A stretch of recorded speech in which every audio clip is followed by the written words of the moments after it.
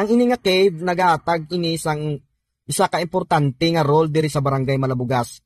Kay amo lang man ini ang gasupply sang tubig sa mga humayan kag sa mga tanom diri sa naubos nga parte sang barangay. Kag kung nakita ninyo ini, ginimuan sang gamay nga dam nga amo ini ang magakontrol sa kadamuon sang tubig nga isupply nila didto sa ubos. Ang ini man nga kuweba mga koys, isa man ini ka tourist landmark sang Bayawan nga kung sa diin when you say Bayawan, ma-highlight gidayon ng ini nga kuweba pag abot sa tourist destination. So pwede gid kamo makalagaw diri.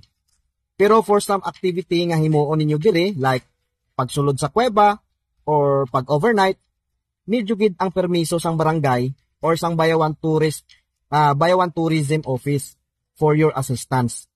So ang ini nga tourist destination hindi pagit inikilala sang iban, especially sa mga layo nga lugar. So need gid naton ang pag-share sini nga video para makalabot man ini sa iba nato nga amigo-amiga nga mahilig mag-adventure.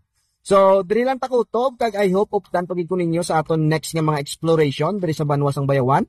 Kag aton ipakita ang iban pa nga mga tourist destination diri sa Bayawan, kag hindi lang gid diri sa Bayawan syempre, sa bugos nga Negros Island. Kung hatagan patas ang taas nga panahon sang Ginoo. So ako si Trolin Taylaran, known as Francarista, always says,